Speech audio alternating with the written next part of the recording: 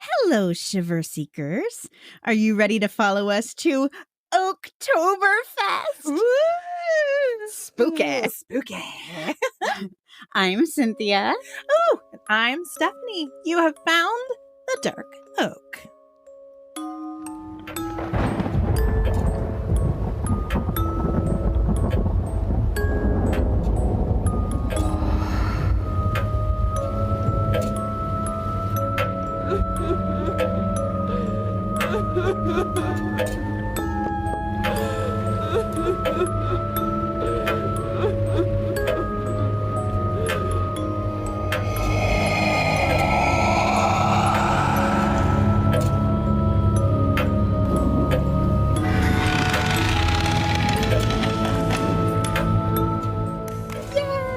It's Oaktober Fest. Oh, the spookiest time of the year.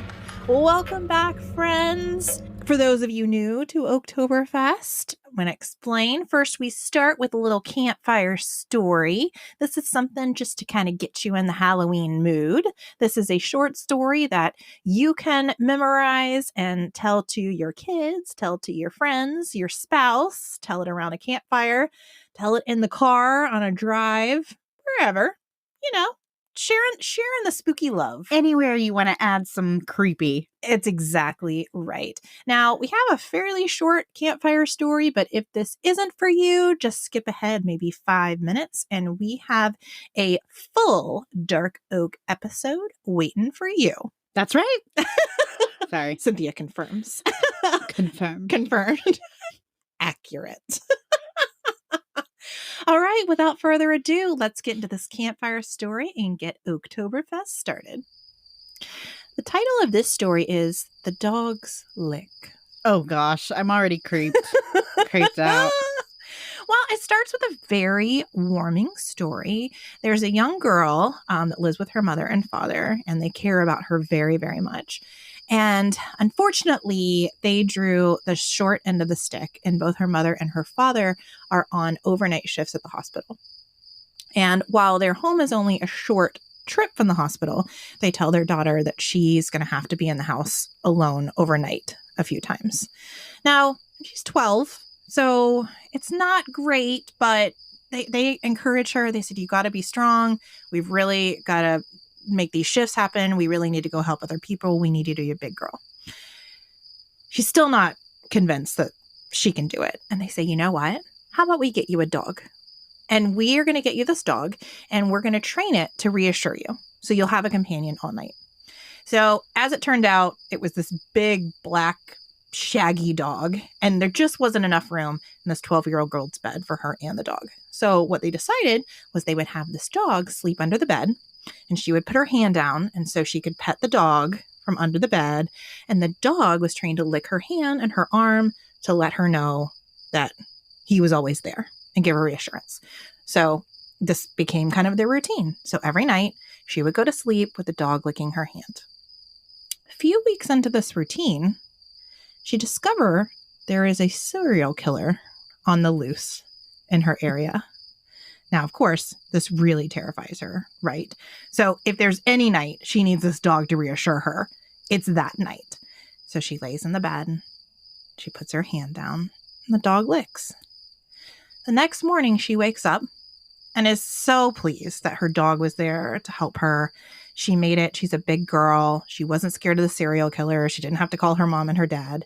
She walks into the bathroom after stretching, and there, written in blood, is humans can lick too.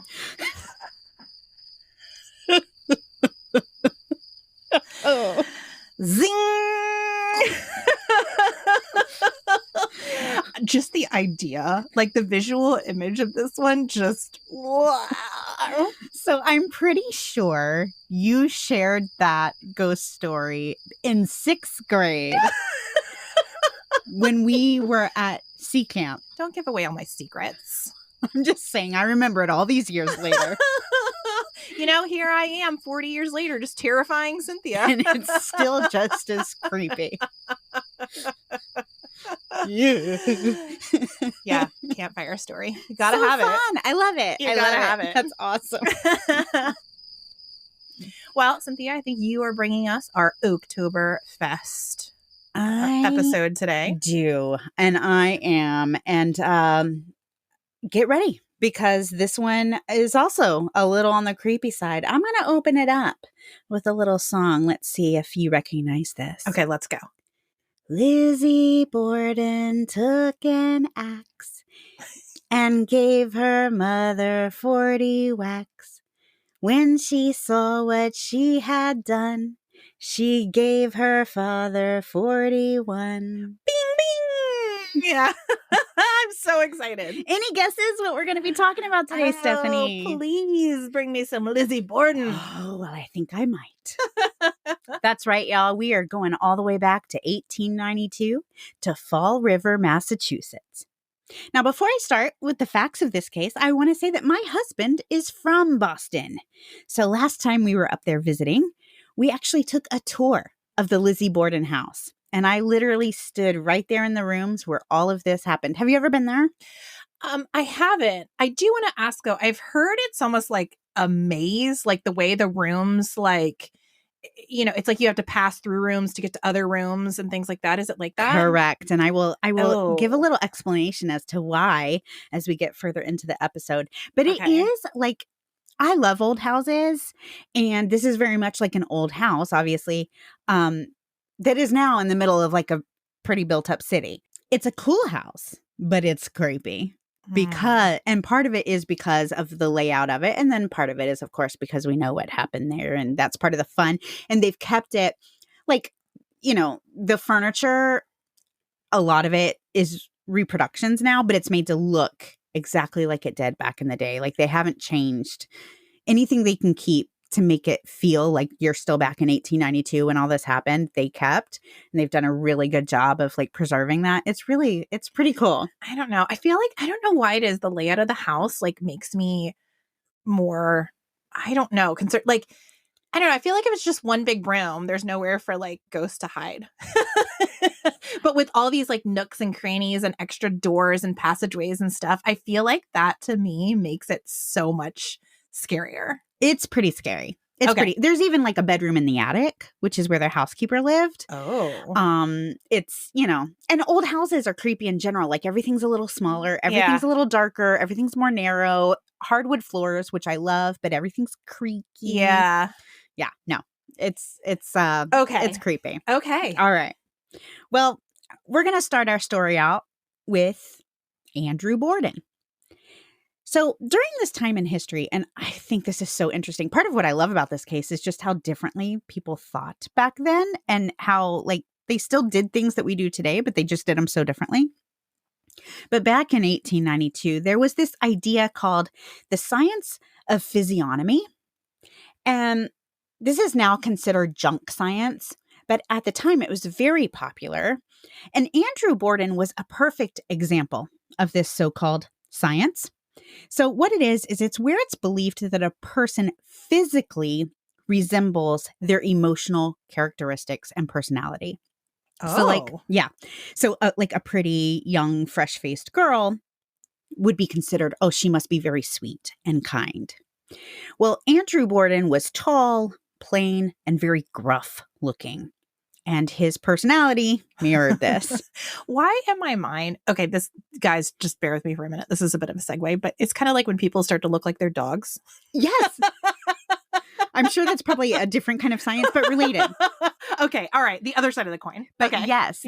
Back in the day, like they believed this was actually science.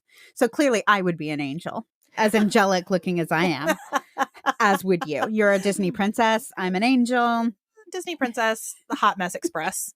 It's all the same, right? Depends on the day. All right. Well, Andrew was a great businessman, but he was very, very tough. Okay. Not a lovey-dovey man in any way. Okay. He actually started off as a cabinet and coffin maker. And one of the rumors surrounding Andrew, and from what I can tell, this is unsubstantiated, but it's still really popular. So I just wanted to share it. But one of the rumors surrounding him is that to save on costs, Andrew would cut the feet off of bodies. If they were too tall, to fit into his coffins. Okay. Because his coffins were not made to order. Okay. They were pre-made, ready-made. Okay. That's how he was able to sell them at such a discounted price. Okay. So if a body didn't quite fit, he would just get creative to give, I didn't realize coffins were kind of custom made during that time. Like, they're not custom made now. True. I mean, the decorations are, but the sizes are pretty standard. Yeah, there's probably standard sizes. Yeah, I don't know. Maybe they weren't as mass manufactured. Probably not. I mean, 1892. Okay. But the fact is, he was a bit of a penny pincher. He was. And maybe slightly dishonest. Sure. Yes. Okay. And creative. Well, but also a little whatever it is. Slightly macabre. Yes. Yeah. Perfect. It's the perfect word for it. Yes. All right. Well, after becoming pretty successful with his cabinets and coffins, because, essentially they're the same thing. It's just what goes in it. That's different, I suppose. Exactly. The only problem, you don't cut sides off your plate to make them fit in the cabinets. You don't. No. But no. Maybe I should, because mine are overflowing. Maybe he was onto something. Time for a purge. I love that. Well, Andrew became involved in many other businesses, including banks and manufacturing companies. But his primary business was in real estate. Now, Andrew was married 2 times. His first wife was Sarah, and she was the mother of their 3 daughters, 2 of whom, Emma and Lizzie, survived infancy. Sarah died in 1863 when Emma was 12 and Lizzie was only 2. And it was said that she died of uterine congestion, which I'd never heard of, but I looked it up, and it is a thing. It's when you get varicose veins and your ovaries and reproductive organs all stop working because the blood backs up, causing all kinds of issues. And she was also said to have disease of the spine, which I can assume may have even been related. So varicose veins. Good. More lady problems that I need to worry about. Great. You will find that this case is just full of lady problems. Got some lady problems there. It was not a good time to be a lady, in my opinion. I don't even know what you're going to bring up, but yes, I'm going to agree with you right now. Well, 2 years after his wife's death, Andrew married his second wife, Abby. And at the time of their marriage, Abby was 37 years old. And during this time in American history, that just made her a plain old spinster. Old maid. There are rumors even now surrounding this marriage that perhaps Andrew just needed a housekeeper and mother for his daughters. And Abby was just happy to have a man want to marry her. And so it's speculated that the two may have, this may have been the main attraction between these two. It was more of a business deal. The term spinster is a actual legal term. Is it really? Did you know that? I did not. I have a friend who got married at the ripe old age of 30 in Jamaica. And on her marriage certificate, it says her name and next to it, spinster. Are you kidding? If you don't get married by the time you're 29, you are a spinster. I don't think we use that in the United States anymore, but I think around the world, that's a real term, a legal term. I had no idea. And if so, I was a spinster. I was in my 30s when I married my husband. Well, I know I had geriatric pregnancies. Well, and I will say, I think it's if you've never been previously married, so your first marriage is when you're in your 30s. Okay. I don't know if that plays into it, but. I'm in the clear then, but. I'm in the clear. Whew, that was close. Yeah. But anyway, she was not pleased to see it written with her name and spinster next to it. Wow. I had no idea that was actually Luckily, I was married at 29. So I was never a spinster. You just made it. Literally by months. I had months to spare. Wow. Yeah. That was really cutting it close, Stephanie. Well, Emma was 14 when Andrew married Abby, and she only ever called Abby by her first name. It was said that Emma never really liked having Abby around. When she was much older, Emma would say that when her own mother, Sarah, was on her deathbed, she had told Abby that it was going to be her job to watch over her baby sister, Lizzie. And so some people think that Emma never warmed up to Abby because Lizzie did call Abby mother because she was so young. Sure. And Emma may have felt like, she was a bit of a usurper coming in and stepping into that role that Emma felt should have been hers. Yeah, at 12, you kind of feel like I can see how she would feel like she's the woman of the house now. And especially back in this time when 37 was a spinster. That's absolutely true. Even though Lizzie did call Abby mother, it was said that the only person she ever confided in was her sister, Emma. So they were very, very close. Okay, sweet. Throughout the years, Andrew always remained extremely frugal and bragged about never making a business deal unless he was able to pay in cash. So he always remained out of debt. He became very prominent in Fall River because he built an entire business block. So everybody knew the name Andrew Borden. And with this success, Andrew, of course, had the resources to have a very comfortable lifestyle. However, his idea of comfort and the modern idea of comfort were vastly different. At this time, indoor plumbing and electricity in homes was definitely becoming a popular way of life, but Andrew didn't feel that these extravagances were necessary, so he chose to keep his homes more primitive. The women in his home, specifically his 2 daughters, would disagree. And at one point after his financial success, he moved from a family home that his father had lived in to the home where our story takes place, which is the home on 2nd Street. But despite his wealth, this move was described as a step over, not a step up. He even did some renovations on this new home, and he actually removed some of the already existing plumbing. He did keep a couple of sink basins and 1 faucet in place. But that was the extent of what he was willing to do. And it was said that everyone in the home had to be their own chambermaid. Okay, not great. Not fun, for sure. Now, despite Andrew not being a very warm and fuzzy man, he did have a special relationship with his youngest daughter, Lizzie. He did not wear a wedding band to symbolize his marriage to Abby, but when Lizzie gave him a thin gold band, he wore it every day and never took it off. Oh, that is special. It is sweet. So he did have a soft side. Now, also cut the legs off and shove them in. You know. He got Disney Princess, Hot Mess Express. You know, you never know what day you're going to get. Never know. Lizzie took after her father and that she was known to be a very straightforward person, no nonsense. And she said that her dad was pretty closed off when it came to money, but that she never asked him for anything that she really wanted that she didn't get. Although sometimes she would have to ask more than once. All right. It was very obvious that Abby, although technically the woman of the house, held no control whatsoever. There was an instance when Andrew had hired someone to come paint the house, but he told the painter that Lizzie, not Abby, would be the one to select the color, and that no work was to be done until Lizzie had given her approval. Ooh, okay. Interesting, right? Lizzie and Emma also received the exact same allowance as Abby did. And while Lizzie and Emma got to spend theirs on whatever they wanted, Abby had to use hers for household expenses. But despite this, Abby was known to keep her mouth shut and any complaints she may have had to herself. Well, I guess if this was an arrangement where she really needed to be married and he really just needed to have a placeholder wife, maybe that's the arrangement. It could be. It could be worse. Yeah, she could be a spinster. What could be worse than that? Apparently, very little. But the fact of the matter is, I mean, she doesn't have to worry about her future. She is taken care of. I mean, not lavishly, not even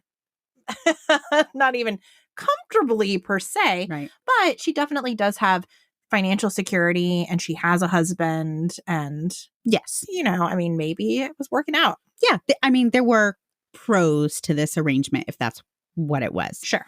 Now, the girls, Emma and Lizzie, were much less likely to keep their complaints to themselves. About 5 years before her death, Abby had asked Andrew to purchase a home so that her family members could live within their means, and pay affordable rent, and he did that for her. Emma and Lizzie threw a fit and said that he needed to purchase property of the same value for them. And he tried to. But the value of the girls' property didn't come out to be quite as much as Abby's. So it caused a huge rift in the family. Oh, boy. Wow. Yeah. So from that point on, Emma and Lizzie refused to have dinner with their parents. The girls would no longer speak to Abby, and Lizzie refused to call Abby mother anymore. From that point on, she only referred to her as Mrs. Borden and would even correct friends and neighbors if they referred to Abby as Lizzie's mother. One time she told her dressmaker that Abby was a mean, good-for-nothing thing. They sound a little bratty. Oh, just wait. They are a little bratty. Money seemed to be the primary source of unhappiness in the Borden home. This house where Andrew and his family lived was not on the hill, which is the neighborhood where the wealthy, respected families lived. Laguna Beach. Exactly. Instead, the Borden house was on the flats, which is where the Irish Catholic, French Canadian, and Portuguese immigrants lived. What could be worse? Not much. Fall River was separated by classes, and Andrew, though he was absolutely one of the most elite members of society and definitely could have afforded to live on the hill, he was fine living where he was, on the flats. But Emma and Lizzie were a lot less comfortable with this.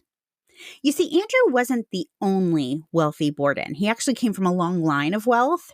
In fact, Andrew did not receive as much of an inheritance as his brothers had.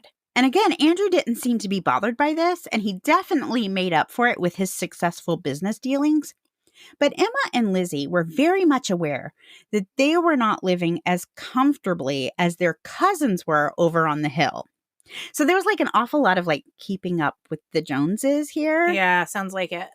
And again, it makes them sound pretty bratty, but at the same time, this was a different time. Not a whole lot of like valuable things for women to do. So part of me thinks maybe they were just bored. And this is just what they did to occupy their time. It's true. I think in that era, especially for wealthy women, kind of being seen and being in these social activities, social circles, debutante type stuff. Yes. Now, granted, I mean, they were getting older at this time too. So I don't know if that's still, a thing for them. But I imagine the social scene, again, they're not working. Right. They're just being kind of taken care of by their father until they get married off, I imagine.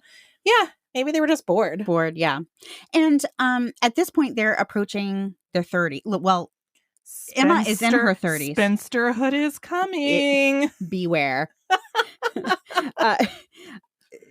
Emma is almost 42, and Lizzie is 10 years younger than her. So they are getting older. Oh yeah. Definitely. Old maids. Very much so. And they dressed in the finest of things.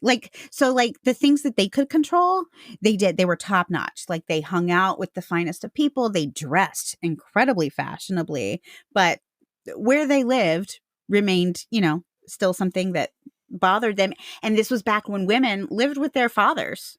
They didn't have an option. No. I mean, because actually that thought did cross my mind. I said, well, why don't they just move to the hill? And I went, oh, that's not an option. That's not what you did back then. That's not what you did. So about a year before the murders, in June 1891, the Bordens reported a theft in their house. Abby's jewelry drawer had been rifled through, and a gold watch and chain, which was very sentimental to her, had been taken. Andrew's desk was missing some cash, some gold, and some commemorative streetcar tickets. Now, this theft occurred in the middle of the day, but all of the women who were home at the time, along with their housekeeper, Bridget, reported hearing nothing at all. Huh. Now, this is where we talk about the house. Okay. The way this house was set up was a little strange. So again, going back to Andrew just needing very minimum. He didn't want to waste any kind of space with, halls. That's just a waste. Those darn halls. Always getting in the way. I know.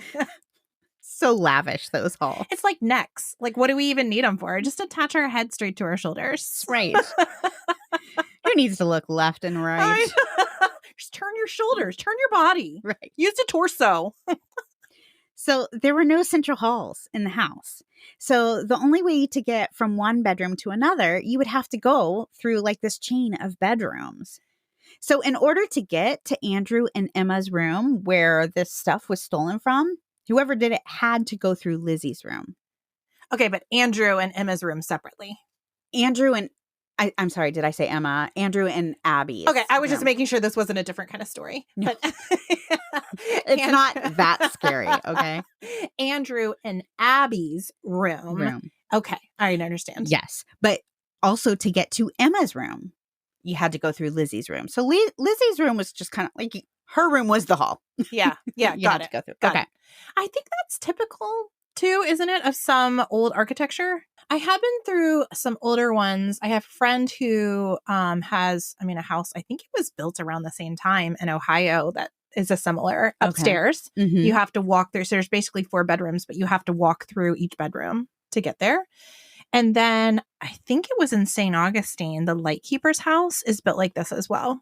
Okay. Where you have to walk through. And I think that was around the same time period. So maybe that's typical. It probably was of the time because again. And if you think about it this way, I think part of the explanation for that was you could open windows on either side and it would ventilate through the house. True. Because at this time, plumbing, indoor plumbing and electricity was just becoming popular. Yeah. I think that was it, is airflow could more easily like flow through the bedrooms. Yes. Yes, that makes sense.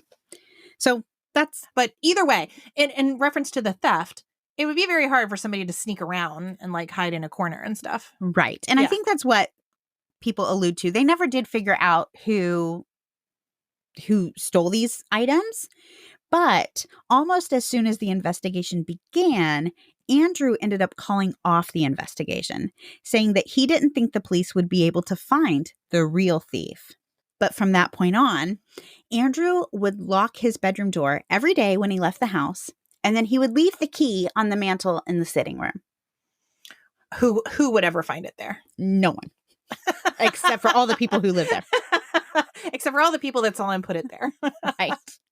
Who were probably the only people home when this theft occurred. But who were probably the people that stole your stuff to begin with. But, we won't dwell on that. Right. On August 2nd, 1892, 2 days before Andrew and Abby's death, the Borden family ate leftover swordfish for dinner. Remember, there is no electricity in this house, and it's the dead of summer. And they are eating leftover fish. So Andrew and Abby got very, very sick, while Bridget, the 26-year-old Irish Catholic immigrant housekeeper, and Lizzie had much milder symptoms, but they still didn't feel great. Emma had been away for a couple of weeks visiting friends, so she was spared from this food poisoning. Well, thank goodness. Saved from the warmed over swordfish. Well, listen to this. This is crazy to me. Eating food that had not been properly refrigerated and therefore had started to turn, rot, was so common that it had its own name. It was called the summer complaint. Oh boy. Y'all, just pitch that fish. But isn't that crazy that eating rotten food was it happened so often that it literally had its name because it would happen in the summer when it was super hot out. So it was just known as, they've got the summer complaint. They ate rotten food. I mean, of all the rotten food you could eat too, I imagine rotten fish. Whew. Girl, I'm telling you. I mean, rotten meat, none of it is good, but some rotten fish, y'all. Sometimes not rotten fish is pretty bad. Yes, and I enjoy seafood, but no rotten swordfish is a meaty steak fish too. So we're not talking about little. Okay, I'm telling you, out of everything. I literally feel like you're turning green right now in front of me. This part literally makes... I feel like I have a pretty strong stomach. I was looking at the photos. The photos are graphic. We do true crime. Yeah. All day, every day. So, I can handle it. This makes me want to throw up. Yeah. Okay. So, all right. And what is it? The summer condition? The summer complaint. Oh, the summer complaint. Now, despite this being so common, it had its own name, the summer complaint. The next morning, Abby went to see her family doctor, Dr. Bowen, who happened to live across the street, and she told him that she thought she had been poisoned. Now, when the doctor learned that the family had eaten warm leftover fish, he chalked their complaints up to eating warm leftover fish. Occam's razor here, folks. He did, however, follow Abby home so that he could examine Andrew also. Okay. Now, by this time, Andrew must have been feeling a lot better, because when the doctor made his way over, he was met with an angry Andrew shouting at him that he was not welcome and that he would not be paying for this visit. Boy, didn't see that one coming. And Abby's like, but we're sitting on the pot here, and I'm cleaning out my own chamber pot. So can I get some relief here? Oh, yeah. What a visual. Yeah. If there was anything better than leftover swordfish, it got worse. It was thinking of having leftover swordfish with no indoor plumbing. Oh, no, not good. Stinky. Who knew that what would bother me the most about this case would not be the murder? Well, that evening. Okay, the later that evening. Everyone in the house got sick again. Oh, no. This time except for Lizzie. This time Lizzie did not get sick. Okay. And this time they got sick after eating mutton stew. I don't even know what that is. Like, I was so grossed out at this point. I was like, I'm not even gonna Google this. Sounds like a beefy stew. It does. It does. Yeah. Now this leftover mutton. Oh, my favorite kind of leftover. We're not getting dinner after this, are we? Let's not do seafood. Ugh. Sushi, which I love. Yeah, not warm. Ugh. So getting sick the second time really upset the entire household, and not just like tummy upset. Like, they were like mentally upset at this point. Oh, okay. And Lizzie was so upset that she went to visit her friend and confided in her that she was worried that someone had gotten so angry with her father, Andrew, during one of his business dealings that they must be poisoning the family's milk. The milk? Okay. So I bring this up. We got a common occurrence of food poisoning, honestly. Like, it's common in this time. Yes. But yet, 2 members of the family within 2 days are saying, I think we're being poisoned. And so I just brought it up because what happens next makes the idea that, why did they think they were getting poisoned? Like, it just, to me. It's true. I mean, if you and all of your neighbors are basically getting sick off this yucky food, why would you automatically think poison? Right. And then given what happens next, there were some murders. I wonder if there were complaints. Yeah, I don't know. Like, had they been getting weird notes or something? Not to my knowledge. I don't know. Nothing I've seen or read, and I've looked at several different sources here. Nothing I've seen or read says that they were getting complaints. But I just thought that was strange that, 2 people thought, oh, we must be getting poisoned. Maybe it's the idea of suggestion. So Abby thought they were being poisoned, mentioned it to Lizzie, and then when she gets sick, she's like, oh my gosh, maybe we are getting poisoned. That's true. That's absolutely true. That's very, very possible. So the next morning, August 4th, 1892, Adelaide Churchill looked out her kitchen window and saw her neighbor Lizzie Borden standing just inside the Borden's screen door. Now, those neighbors who keep an eye on everyone and everything. They always know what's going on. Yes, I do. Well, that was Adelaide Churchill. I love her name, actually. I know, me too. It's so pretty. So she yelled out to Lizzie, asking if everything was all right. And when she did, Lizzie told her to come over quickly. Someone has killed Father. Oh, well, that's not what I expected to hear. Nobody expected to hear it. Police were summoned. A lone patrolman, George Allen, literally ran to the house. Now, communication wasn't what it is today. Obviously, it's the 1800s. So all he knew was that there was some kind of trouble at the Borden house, and he expected at most a little disturbance. But what he found was Andrew Borden, as a local newspaper would report later, hacked to pieces. Oh. So this is the 1800s. So these types of crime scenes and events were not treated the way they are today.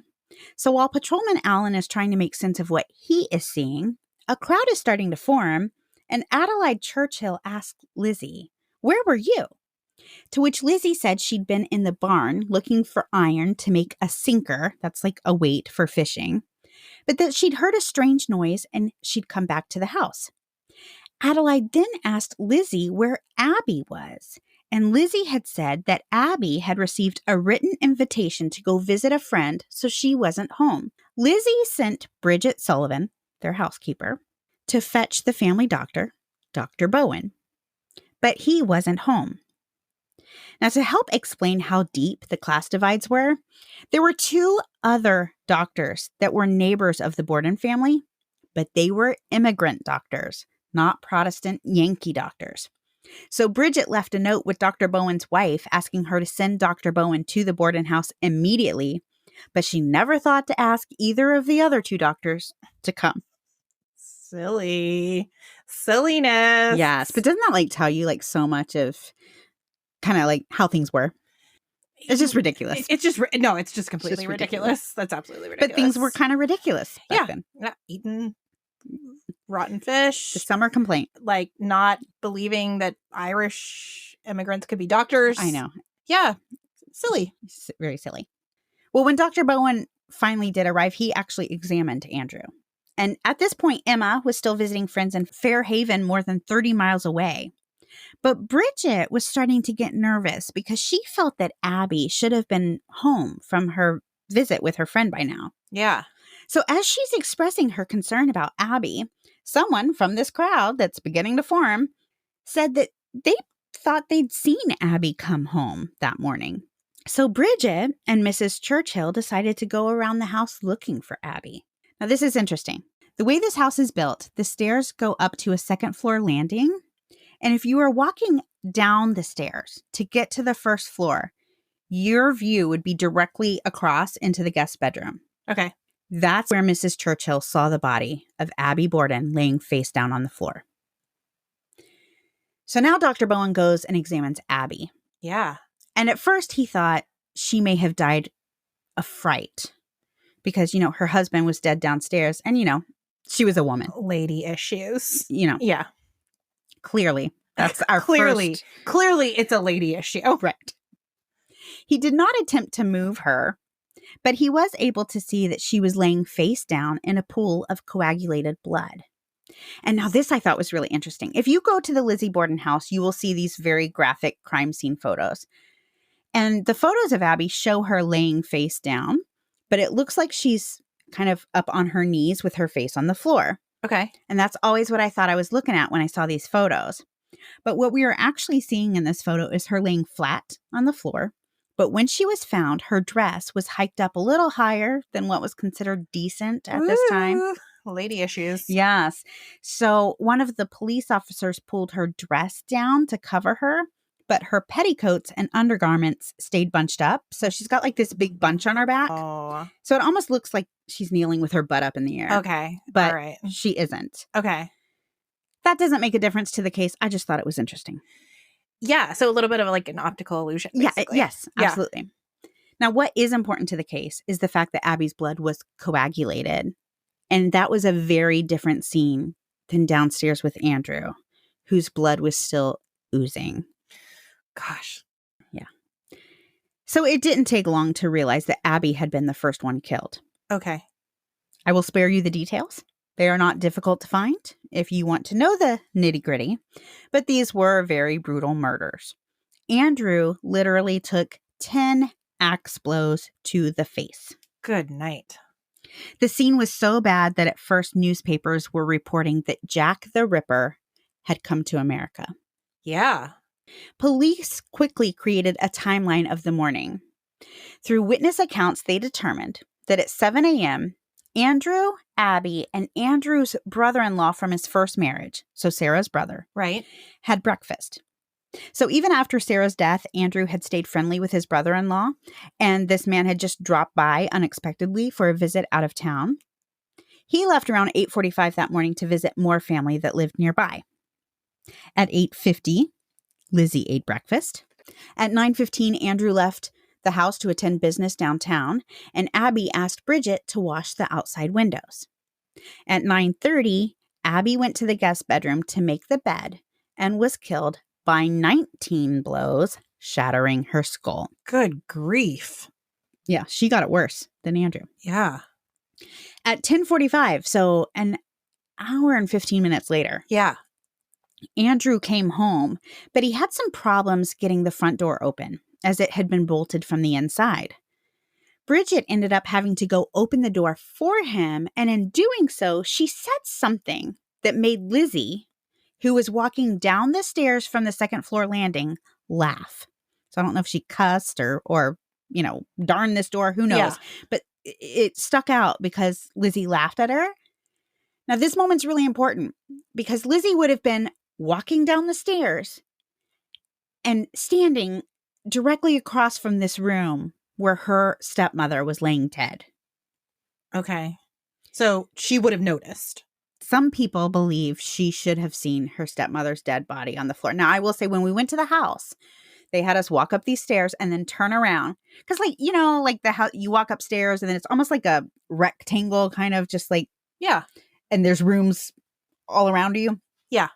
So if you turn around on the staircase, you're going to look directly into this guest bedroom where she was. And they had us do that. And we did. We had a clear shot into this room where she was.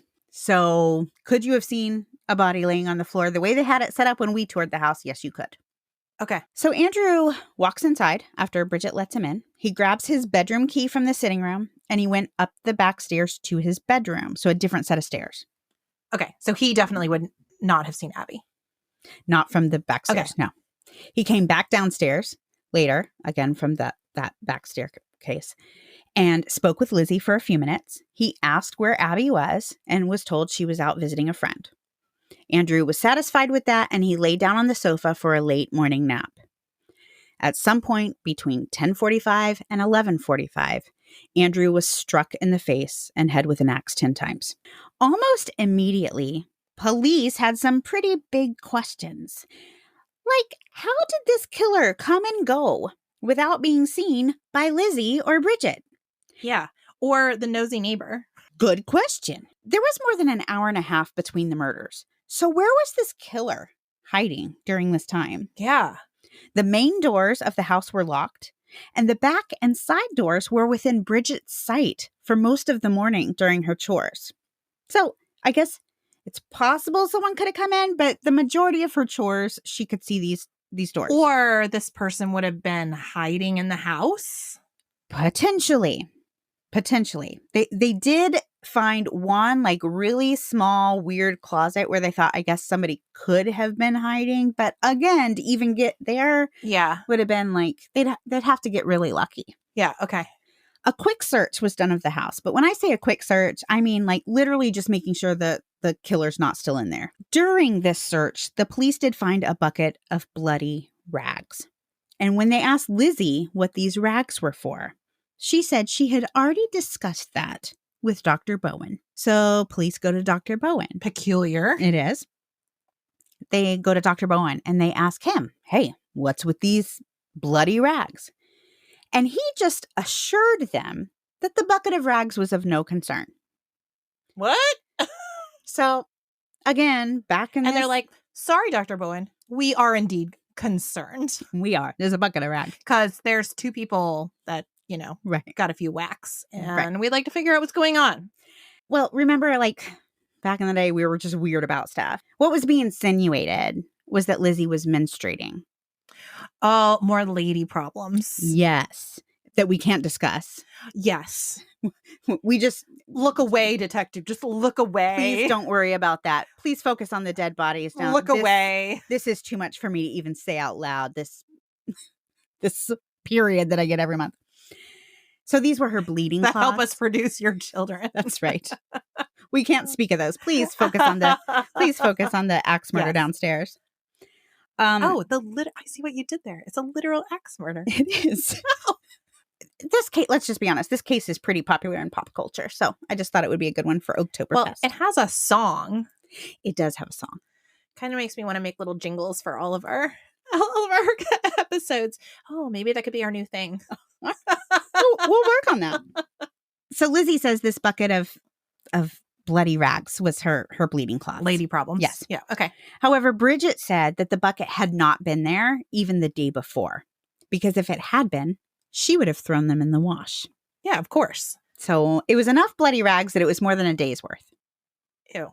Okay. Also, ew. Yeah, we're eating raw fish. Like, I'm not so worried about the bucket of rags. You know what I mean? Oh, Or not raw fish, rotten fish. Rotten. Yeah. I like sushi, but not rotten. No. No moldy fish, please. Yeah. Let me just tell you something funny about Bridget.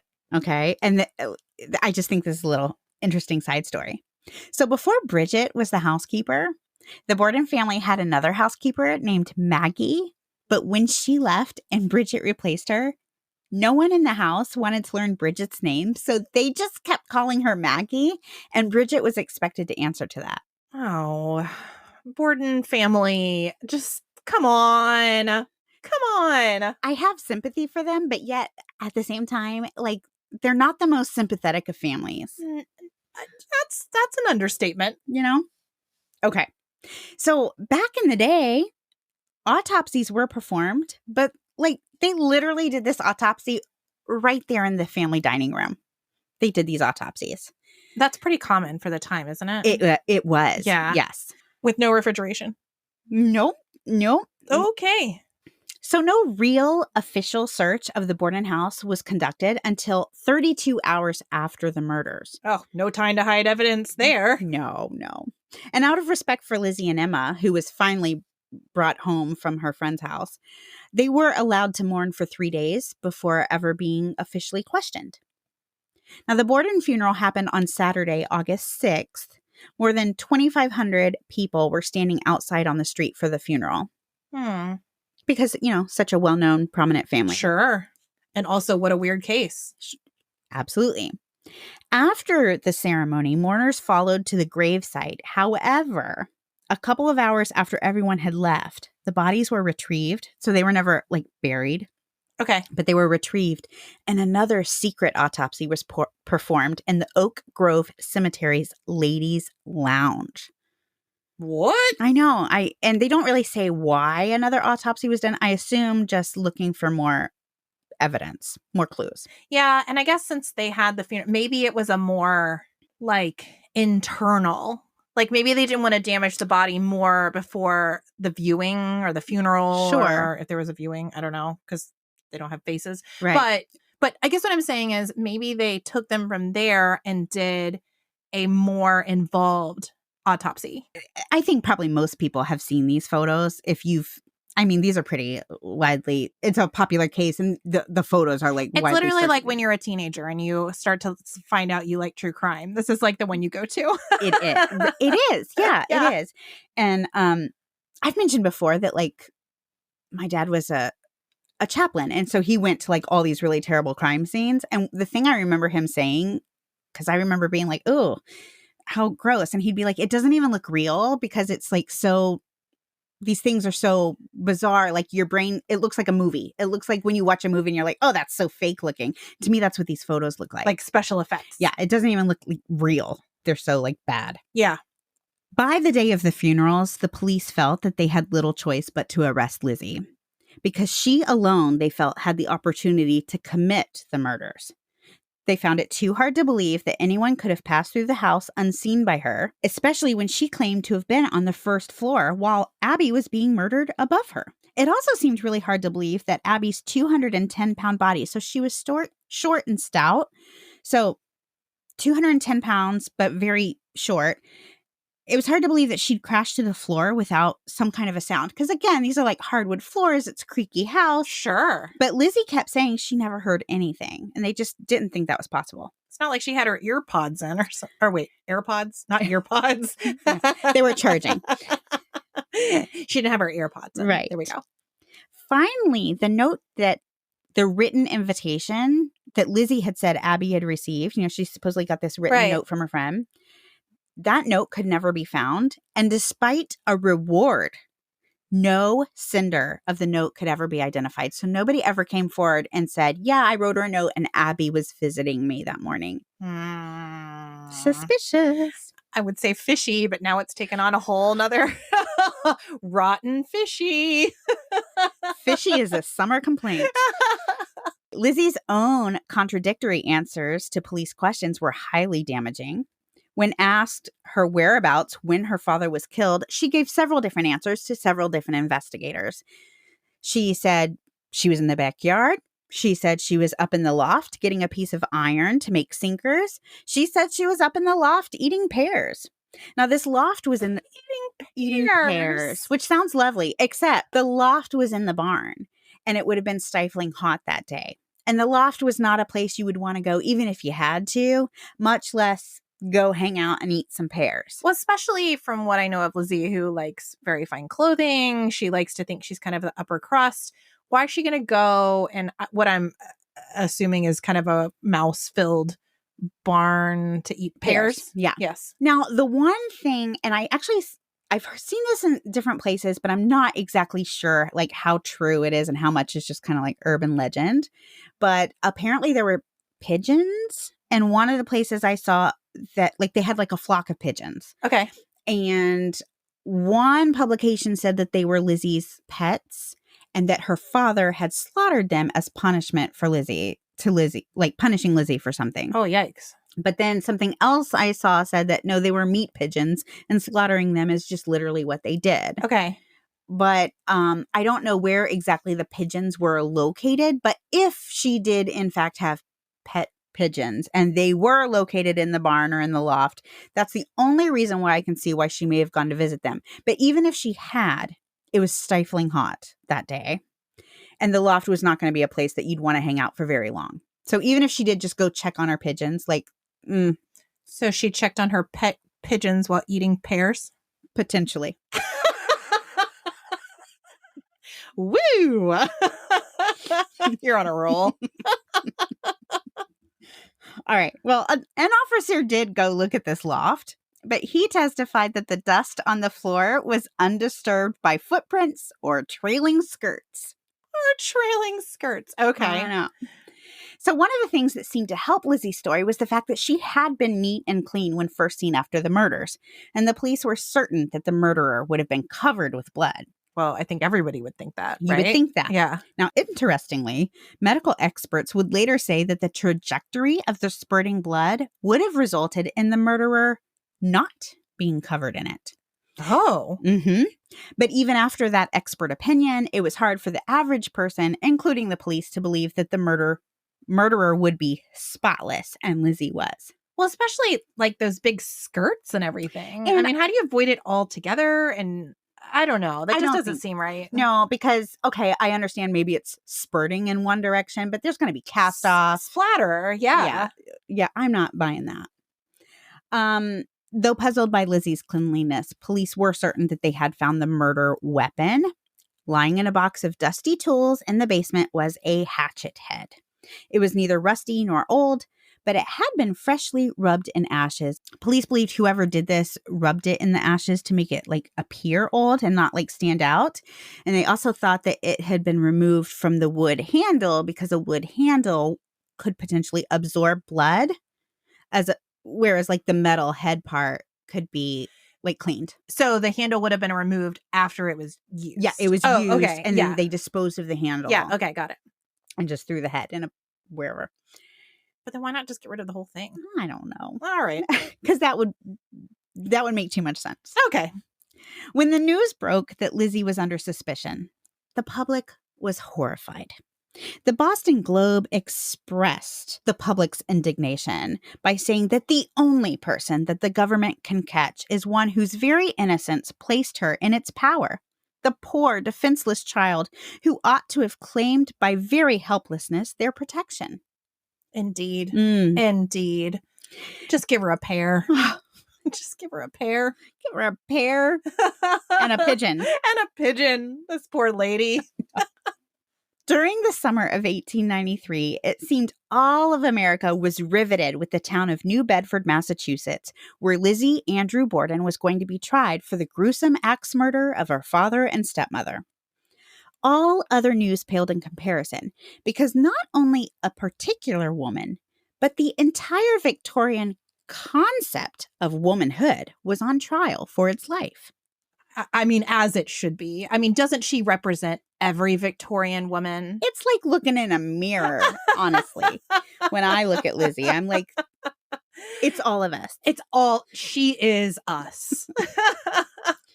Now, again, during this time, I mean, there were just such interesting belief systems. I love it. It's so interesting. there were some really, as we've already discussed, bizarre ideas when it came to women.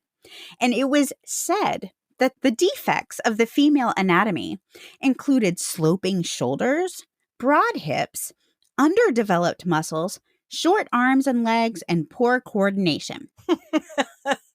And because of this, there was just no way that a short-armed, uncoordinated weakling of a woman could swing an axe with enough force to crash through hair and bone almost 24 times.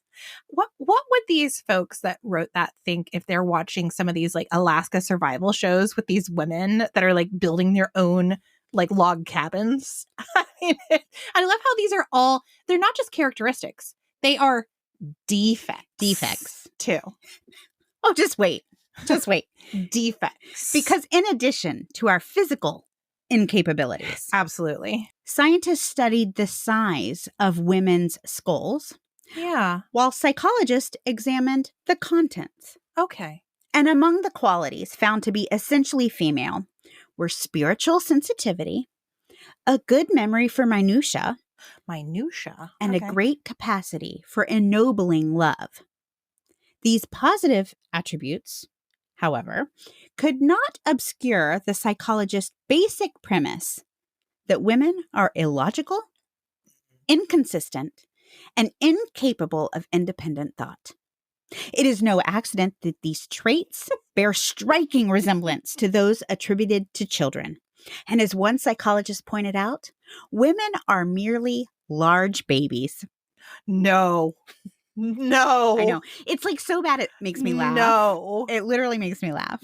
They are short-sighted, frivolous, and occupy, listen to this, occupy an intermediate stage between children and men. We're basically short, small-headed Neanderthals. I don't even know. How did I even get here today? How am I reading that? I'm pretty sure your husband had to bring you and direct you here. Clearly. Yes. And he's clearly learned you in the ways of podcasting. Thank goodness for these men folk. So because of I don't even know how you drove your car. I didn't. He dropped me off. He's going to pick me up. That's true. Yeah. Okay. All right. But you're going to need to figure out how to make dinner. Well, that I can because do. It's minutia. That I can. I mean, that's just a woman's job. That's just a woman's job. That and bearing babies. Yeah. Like, you know? Yeah. Thank goodness. Maybe that's where all of our skill goes, into the womb. The womb. Which also we will not discuss. Oh, no. I mean, I talked to the doctor about it. It is nothing to be concerned about. Pull that. Wink, wink. Pull that dead woman's dress down. She's showing some ankle. Like, right? Oh my gosh. It's so like, I mean, if I lived during this, it makes me angry because I'm like, I can't believe women were treated this way, but it's also so ridiculous. I find it comical. It's just, it's crazy. So because of all this, it was believed that women did not have the ability to think things through. And clearly, the murderer of the Bordens had planned things quite well. Not only had he managed to murder 2 people and elude the police, but he had shown remarkable tenacity by hiding for more than an hour after murdering Abby in order to do the same to Andrew. Incredible. I mean, no woman could ever do that. Never. So these stereotypes, as comical, if that's what you want to call them, as they are now, saved Lizzie Borden. Because to me, at least, it seems highly improbable that if a man had been on trial for all of this, that he could have ever been found not guilty. I mean, like the only other person at home, like, you know. Yeah. Now, how she got changed so quickly, that's interesting. But again, she may have had a whole hour based on the timeline, right? Yeah, the time. And again, this is 1892. So like, yeah. You know, I mean, even at their best. But even at that, every single thing lines up with her being the killer to me. It does. Now, I still have some doubt just because, honestly, when you go through the house, like they frame it that she's innocent. And I don't even remember like what in particular. I think they just bring up like all the questions and it's kind of fun. And you want to be like, but really, like, you know, you kind of almost get on her side, like just because Well, that's so she doesn't haunt yourself. Probably. When you're staying in her house. Probably. That's probably why they have to. They're like, I have to come to work tomorrow. Exactly. They're like, let's talk nice to Lizzie, guys. Wink, wink. Well, during Lizzie's trial, 2 pharmacists from Smith's drugstore testified that Lizzie had been shopping for poison on the afternoon before the murders. She'd not asked for arsenic, which was sold over the counter. She asked for the more lethal prussic acid, claiming that she needed it to clean her sealskin cape. And when she was asked on the stand, Lizzie denied the pharmacist's story, and she even denied knowing where Smith's drugstore was. This was strange, though, because the store had been there for 14 years, on a street less than 5 minutes away from the house in which she'd lived since birth. But you know what I say to that? Well, she's a woman. How could she have possibly recognized that this store was there her entire life? I mean, well, it's true. I mean, especially I have to say, maybe she always sent her housekeeper shopping. I really don't know. I just think it's funny that, like, in some areas they expect her to be just like, she couldn't know anything. She's a woman. I mean, but then in another area they're like, oh. Now, wasn't she hadn't the doctor given her something like a sedative of some kind too? After the murder, she was medicated. I wonder if that played a role in some of her lucidity. It absolutely could have, because she was like interviewed. She was part of an inquest and all of this, and they would ask her questions, and a lot of her answers were, I don't know, or I don't know what you mean by that, or I'm not sure what you're asking. And of course, they made it sound like she was just being difficult. But to me, I thought, well, she's being very precise. If she doesn't understand the question, she's just saying, what do you mean by that? And yeah. But yes, she was medicated during this time period. So of course, like, that could and just interfere. Trauma on its own. And that, like, finding the bodies of her parents. And again, this is assuming she's innocent, but you'd be like, that'd be kind of traumatizing. Absolutely. Absolutely. So the prosecution would produce witnesses who testified that Abby's body, lying on the guest room floor, was clearly visible from the staircase. Like I told you, that's a big question. It's like, if she really was coming down the stairs, which we know she was, because she had that interaction with Bridget. Right. Why didn't she see the body? But the defense claimed it was almost completely obscured by a bed. I will tell you, the open door, these are small rooms. So open door, and then literally there's the bed. And it's like, the bed would have been in between her and the body. Okay. But at least the bed I saw in the house that is supposed to be a reproduction of the actual bed that was there, like, you could see under the bed and see that there was a body there. Yeah, maybe she just didn't notice, or she thought there was a blanket over the bed, or, you know what I'm saying? Like, how many times notice? Yeah. How many times do you walk by something in your own home and not see it? Right. So suspicious, yes. Yeah. But does it mean it's not a smoking gun? No, not at all. It's not a smoking axe. It is not. During trial, a damaging piece of evidence was introduced for Lizzie. So soon after the murders, Lizzie had turned over to the police a spotlessly clean, fancy blue dress that she swore she had been wearing on the day of the murders. But immediately, the women in town began to talk, because this was a party dress. This was not a day dress. Ooh. Mm-hmm. No woman would wear this type of dress, which was made of a heavy wool fabric, around the house in the August heat. Okay, wait, what about the nosy neighbor? Does she know what she was wearing? Well, witnesses, and I don't know which ones, but witnesses did confirm that Lizzie was wearing blue on the day that her parents had died. Okay. But no one could swear that this dress that was presented, that Lizzie said she was wearing, was the exact blue dress she had been wearing. All right, that seems fair. Now, making matters even worse for Lizzie, her friend Alice Russell admitted that she had seen Lizzie burn a blue cotton dress in the kitchen stove 3 days after the murder. Mm-hmm. Yes. Now, this dress was soiled, Lizzie said, with brown paint. Red flag. And smoking axe. Brown paint, noted the prosecutor, is a color not unlike that of dried blood. Now, burning a dress in the stove because it was stained with paint seems strange to me. Like, that seemed weird. But apparently that was kind of common practice. And the only thing that made it unusual was the timing. More than unusual. I mean, the timing. I mean, now she was menstruating, so even if she was the murderer, can we blame her? She's hysteric. What little mind she has, because she's a woman. She's just bleeding. She can't be held responsible. Honestly, as a woman, I don't know. That has some validity. Some months, I'm just like, girl, if you need my help burning some clothes, you know where to find me. Oh, be waiting for that call. All right. Well, the first blow to the prosecution came when Judge Dewey ruled that Lizzie's damaging inquest testimony was inadmissible, and the evidence was barred regarding the alleged attempt to buy poison. So they could not bring that in. The fact that a couple of pharmacists were saying she tried to buy poison, they wouldn't bring that into trial. And this definitely made things harder for the prosecution, but their biggest worry was that the jury would believe in the moral improbability that a woman of refinement and general training, such as Lizzie, could have conceived and executed so bloody a butchery. Oh, definitely not.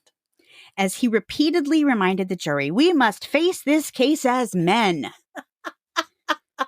And I'm sure this was, again, all men jury and court and everything, I'm assuming.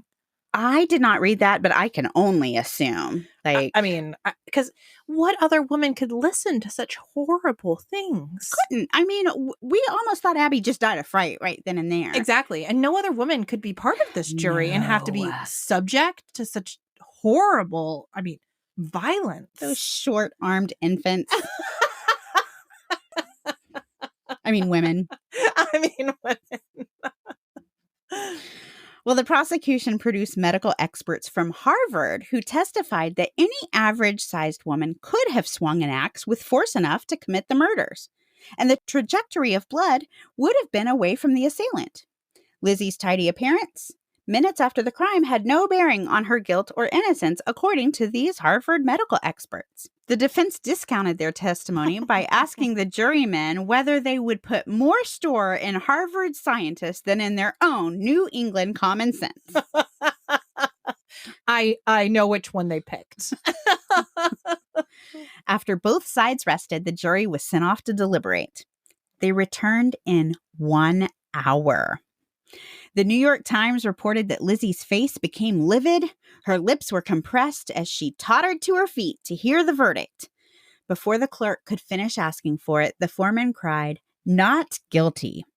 Lizzie dropped to her seat as an enormous cheer went up through the spectators who were climbing onto the benches, waving their hats and handkerchiefs and weeping. Wow. Yes. Quite the scene. It was.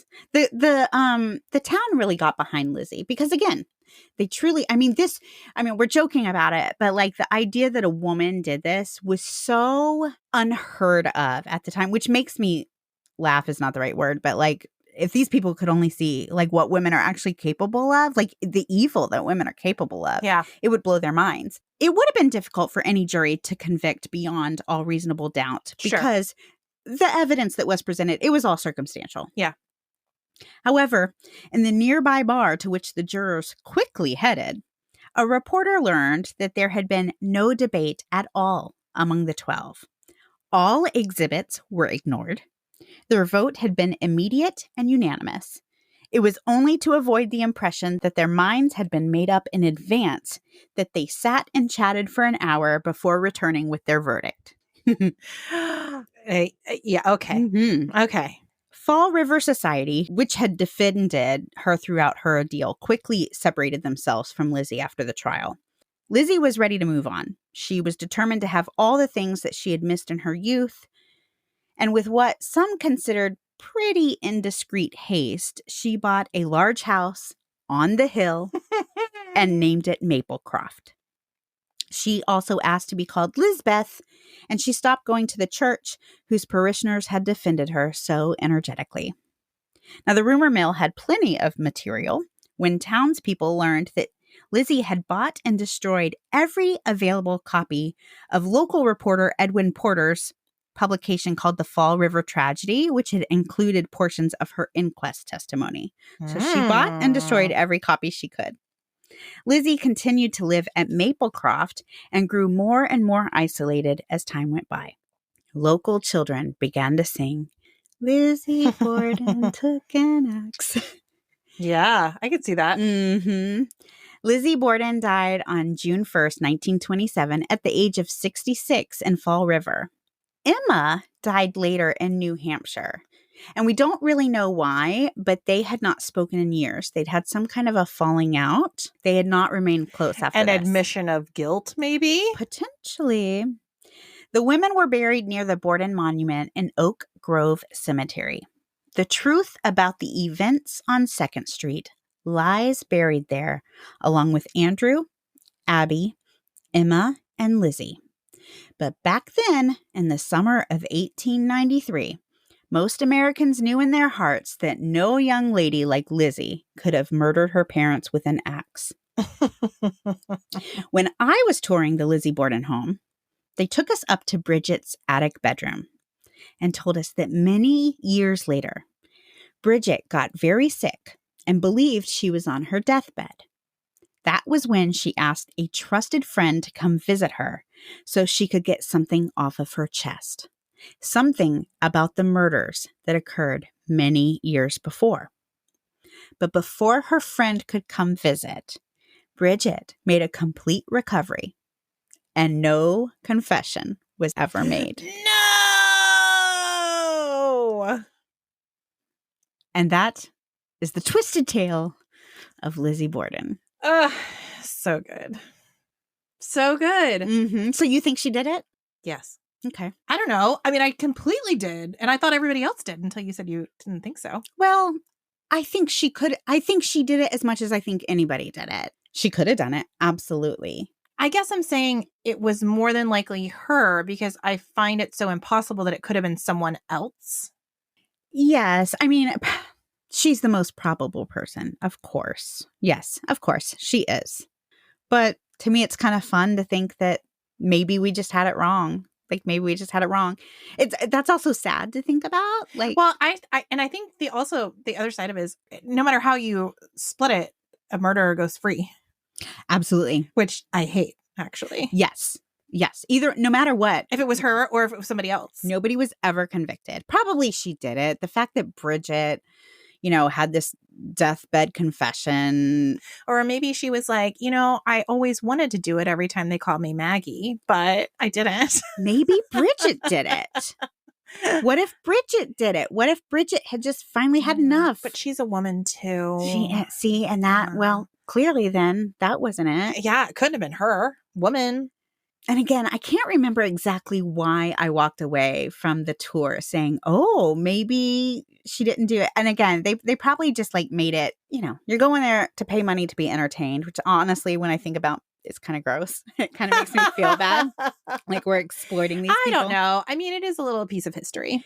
That's true. But I mean, I will also tell you that at the gift shop, my then 12-year-old son bought a glow stick axe at their gift shop. So sweet. I know. You know what I mean? So sweet. It's a little gross. Mom of the year. Well, and he's 12. So of course he's like, oh, cool. And I'm over here thinking like, oh. You're like, axe murderer. But you don't want to like make it a thing. And you don't want to be like, this is insensitive. You'll be like, oh, what a great, cool glowing axe you got at the Lizzie Borden house. This doesn't make light of anyone's death. An hour ago, you were looking at pictures of this guy with no face. Like, no, it's fine. It's fine. It's fine. I don't know. It just kind of like, I will say this. Okay. In all seriousness, again, these are real people and it's tragedy and there's nothing funny or entertaining about it. Like it's awful. But I will tell you that when you're there in the moment, like it doesn't feel real. It feels like a scary movie or a haunted house, or it feels fun. Well, and again, I think that, we're so far removed from it. Yes. And you've just heard it in pop culture. You've heard it in folklore. You've heard it in sing song. Yeah. And so it does. It just sits differently in our brains. It does. Yeah. So that's the case. But I do love it so much that you brought it for Oaktober Fest. I feel like it's all the Halloween vibes. It totally is. And okay, so this house, Lizzie Borden's house, as you are probably aware, is there's a tour, but it's also a working bed and breakfast. You can spend the night literally in the rooms, in like the guest room. No, thank you. I mean, no, thank you. Yeah. But would you ever stay the night or no? I don't know. If you really wanted to go, I'd probably go with you. But because I would do it. I said I went when we went. I tried to get my family and like all of his childhood, like my husband's like childhood buddies and their wives to go, and nobody would do it with me. They were all like, no way. And again, I had my 12-year-old with me, so I don't know if I would have. I don't know. Like, it's probably best that we didn't. But I do think it would be fun. Would we get any sleep? No. This I will say, in the next year, you and I are definitely staying overnight at someplace haunted. Okay. I don't know if it's going to be Lizzie Borden. I don't know if it's going to be one of these haunted lighthouses. I don't know, but I think we should give it a go. I'm excited. We're doing it for the podcast. It's research, really. For the podcast. Yes. And we're only women, so we probably wouldn't even register half of what's happening to us. True. It really, yeah. There you go. From now on, that's going to be like anytime I do anything, I'll just be like, well, I'm a woman. I'm just really in between a child and a man. I'm the missing link. Yeah. It's me. Well, thanks everybody for listening. We hope you had fun on this episode, this Oaktober Fest episode, and we hope you join us next week for more thrills and chills. I said that all wrong, didn't I? No. Oh, okay. You said it perfect. Oh, perfect. All right, good. If you had happened to second guess yourself, it would have been amazing. Well, I'm like, woman. Probably did it all wrong. Thanks for joining us on The Dark Oak, guys. Bye-bye. Bye.